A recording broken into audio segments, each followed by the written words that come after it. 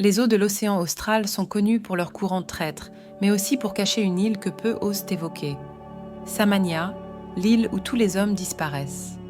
Les légendes locales recommandaient aux pêcheurs et aux marins d'éviter de s'approcher de ces côtes, car aucun homme ayant posé le pied sur cette terre n'est jamais revenu pour raconter l'histoire.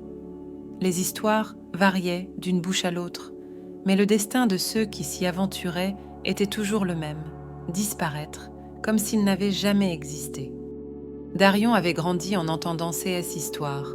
Pour lui, Samania n'était pas seulement une légende, c'était une tragédie familiale. Son grand-père avait été l'un des premiers à disparaître dans ces eaux, suivi par son père et son oncle des années plus tard. Ces disparitions ont laissé un vide dans sa maison et une profonde blessure dans son cœur. Contrairement aux autres villageois, Darion ne craignait pas Samania. Il était obsédé par elle.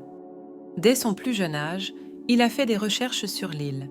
Il parlait aux anciens qui se souvenaient vaguement des légendes, lisait de vieilles cartes et recueillait toutes sortes d'informations sur les courants et les vents dans cette partie de l'océan. Alors que sa mère le suppliait d'abandonner les recherches, Darion ne pouvait ignorer l'appel. Il savait que l'île détenait les réponses qu'il cherchait. Qu'était-il arrivé aux hommes de sa famille? Pourquoi personne n'était-il revenu de Samania? À 25 ans, Darion s'est entraîné pendant près de 10 ans.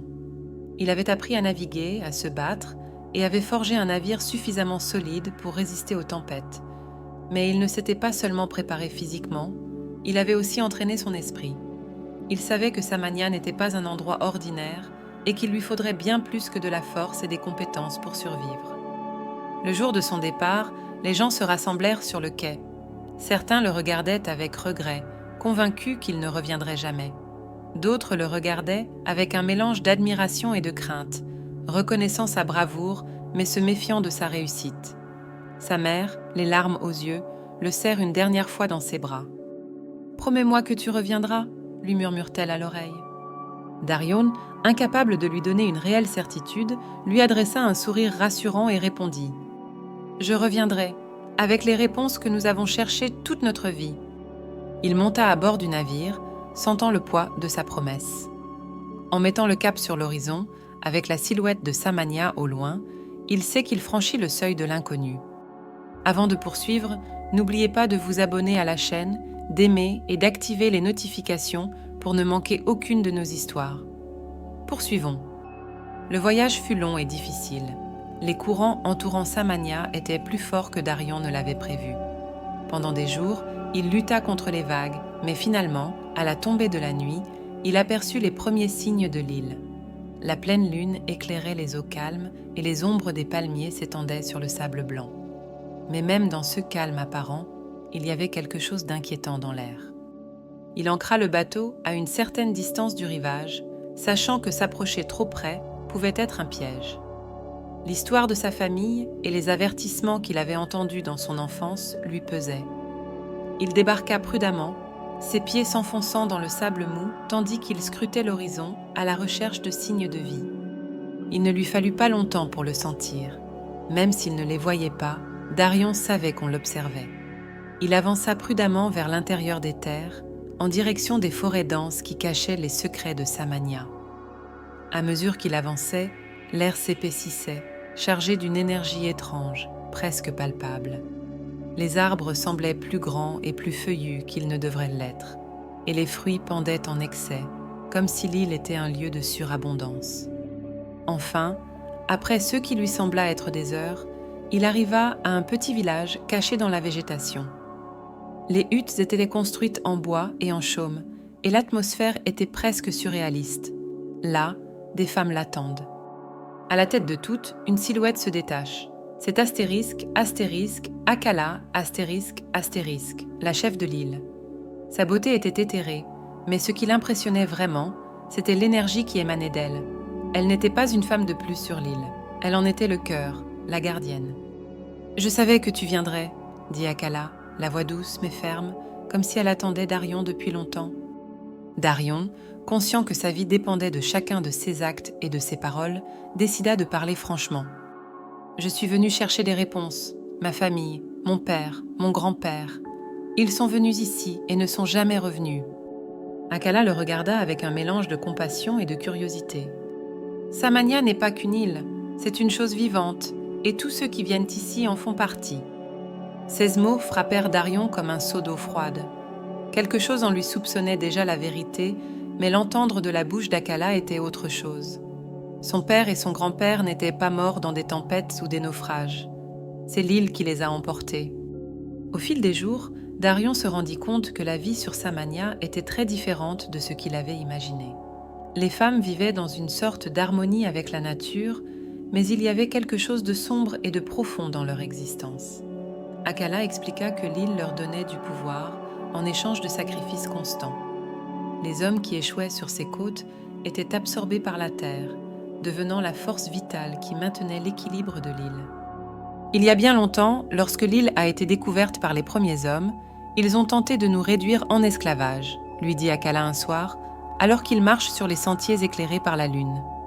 Mais l'île nous a protégés, nous donnant le pouvoir de résister. En contrepartie, elle exige des sacrifices. Darion, bien que fasciné par cette histoire, ne pouvait ignorer la réalité de ce qu'elle signifiait. Samania se nourrissait des hommes. Les femmes, bien que libres, étaient prisonnières d'un cycle de mort et de renaissance qu'elles ne pouvaient rompre. Pourtant, Akala semblait voir en Darion quelque chose qui l'intriguait. Contrairement aux autres hommes qui l'avaient précédé, il n'était pas mû par la peur ou le désir. Il y avait quelque chose de plus profond dans son regard, une détermination qui la poussait à se demander si le cycle devait vraiment continuer. Une nuit, après des jours d'exploration et de conversation, Akala conduisit Darion au cœur de l'île. Là, dans une clairière cachée dans la jungle, se dressait un arbre ancien, dont les racines s'étendaient sur le sol comme une toile vivante. Autour de l'arbre, plusieurs pierres gravées de symboles anciens racontaient l'histoire de Samania. Chaque symbole représentait une vie absorbée par l'île, une énergie donnée en échange de sa protection. « C'est le cœur de Samania », lui dit Akala. « C'est ici que les hommes deviennent partie intégrante de l'île. Si tu choisis de rester, ton destin sera le même. » Darion fixa l'arbre en silence, sentant son pouvoir. Il savait qu'il était confronté à un choix difficile, rejoindre l'île et faire partie de son cycle éternel, ou tenter de changer son destin et celui de tous les hommes qui l'avaient précédé. « Et si je ne veux pas rester ?» demanda-t-il finalement. Akala le fixa, ses yeux brillants d'un mélange de tristesse et d'espoir. Tous les hommes qui sont venus ici n'ont pas compris. La plupart étaient consumés par le désir et la peur. Mais toi, tu pourrais être différent. Darion savait que pour détruire le cycle qui emprisonnait les hommes sur Samania, il devrait affronter non seulement les femmes de l'île, mais aussi l'essence même de Samania. L'arbre ancien, dont les racines s'étendent sur toute l'île, n'est pas seulement un symbole, mais le cœur du pouvoir qui maintient l'île en vie et les femmes liées à leur destin. Avant de poursuivre, n'oubliez pas de vous abonner à la chaîne, d'aimer et d'activer les notifications afin de ne manquer aucune de nos histoires. Poursuivons. Depuis des jours, Darion avait gagné la confiance d'Akala, mais il savait que s'il révélait ses véritables intentions, tout changerait. Il devait donc agir avec prudence. Tandis que les femmes l'observaient de loin, se déplaçant dans les ombres de la jungle, il commença à échafauder son plan. Akala, quant à elle, semblait divisée. Bien qu'elle se soit imposée comme une dirigeante forte et implacable, quelque chose en Darion éveillait en elle un désir latent de changement, quelque chose qu'elle avait réprimé pendant des années. Les autres femmes ne le savaient pas, mais Akala avait également rêvé de briser le cycle qui les retenait prisonnières. L'île leur donnait du pouvoir, certes, mais à un prix trop élevé, la mort de tous les hommes qui s'échouaient sur ses rives. Une nuit, Darion décida qu'il était temps d'agir. Il se glissa hors de la hutte où il était logé et se dirigea vers la clairière où se trouvait l'arbre. L'air était chargé d'une énergie palpable, et bien que le ciel soit clair, Darion sentait une tension dans l'air, comme si la nature elle-même savait ce qu'il s'apprêtait à faire. Lorsqu'il atteignit le cœur de l'île, Darion s'arrêta un instant. L'arbre, gigantesque et ancien, semblait l'observer, comme s'il savait ce qu'il préparait. Les pierres gravées qui l'entouraient brillaient faiblement au clair de lune, rappelant les vies qui y avaient été perdues. Muni de la dague qu'il avait cachée depuis son arrivée, Darion s'approcha de l'arbre, s'apprêtant à la plonger dans les racines, là où il pensait pouvoir couper le lien entre l'île et les hommes massacrés. Au moment où il allait frapper, une voix douce mais ferme l'arrêta. « Qu'est-ce que tu crois faire ?» C'était Akala. Elle était seule, debout dans les arbres, et l'observait avec un mélange de tristesse et de détermination. « Je vais mettre fin à tout cela, » répondit Darion, en resserrant sa prise sur la dague. « Je ne peux pas laisser d'autres hommes mourir ici. » Akala s'avança, les yeux fixés sur ceux de Darion. « Et nous ?» demanda-t-elle, la voix chargée d'une émotion que Darion n'avait jamais entendue auparavant. « Si tu détruis le cœur de l'île, tu ne libéreras pas seulement les hommes, tu détruiras ce qui nous maintient en vie. L'île nous a donné du pouvoir, mais c'est aussi ce qui nous a protégés pendant tout ce temps. Sans elle, nous mourrons. » Darion resta silencieux un moment. Il savait que ce que disait Akala était vrai. Les femmes de l'île étaient aussi liées à Samania que les hommes qui y avaient péri. Détruire l'arbre ne mettrait pas seulement fin à la malédiction, cela signifierait aussi la fin de leur existence telle qu'elle la connaissait. « Ce n'est pas obligé d'être comme ça, » dit finalement Darion. « L'île n'est pas la seule chose qui les définit. Ils n'ont pas besoin de sacrifices pour survivre. Ils peuvent créer une nouvelle vie, sans la mort et la souffrance. » Akala se rapprocha de lui, les yeux brillants d'un mélange de colère et de désespoir. « Et comment penses-tu que nous allons faire cela ?» demanda-t-elle, la voix presque chuchotée. « Nous ne connaissons pas d'autre façon de vivre. L'île nous a donné ça, et elle peut tout nous enlever. » Darion recula, tenant la dague devant lui. Il savait que la décision qu'il s'apprêtait à prendre changerait le destin de tous les habitants de l'île, mais il savait aussi qu'il ne pouvait plus permettre à d'autres hommes de tomber dans le piège de Samania. « Tu peux les diriger, » dit Darion, la voix pleine de conviction. « Tu n'as pas besoin du pouvoir de l'île pour le faire. Tu peux être libre, ils le peuvent tous. » Akala le fixa pendant ce qui lui sembla être une éternité. Finalement, elle baissa les yeux et soupira. « Ce n'est pas aussi simple que tu le penses, » dit-elle doucement. « L'île ne nous laissera pas partir si facilement. Mais peut-être as-tu raison. » Sur ces mots, Akala recula et se tourna vers l'arbre. 6 mains tremblaient légèrement, mais son visage affichait un calme qu'elle n'avait pas ressenti depuis des années. « Fais-le, dit-elle, le regard fixé sur les racines de l'arbre. Brise le cycle. » Darion, surpris par son acceptation, ne perdit pas de temps. Avec un cri de détermination, il plongea la dague profondément dans les racines de l'arbre. Instantanément, l'île sembla trembler. Le sol sous ses pieds trembla, et une énergie sombre commença à émaner de l'arbre, comme si le cœur même de Samania était en train de mourir. Akala tomba à genoux, sentant le lien avec l'île s'estomper lentement. Les autres femmes, qui dormèrent jusque-là dans leur hutte, commencèrent à sortir, alarmées par la secousse. Certaines crièrent à la vue de ce que Darion avait fait, tandis que d'autres observaient en silence, comprenant que quelque chose de bien plus grand était en train de se produire. L'arbre, qui avait été le centre du pouvoir de l'île pendant des siècles, commença à se dessécher rapidement. 6 feuilles, autrefois d'un vert éclatant, devinrent brunes et tombèrent au sol en quelques secondes. Les racines, qui semblaient inébranlables, commencèrent à se dessécher et à se fissurer. L'énergie qui enveloppait l'île disparut, et avec elle, le cycle de sacrifice et de pouvoir qui avait maintenu Samania en vie pendant si longtemps.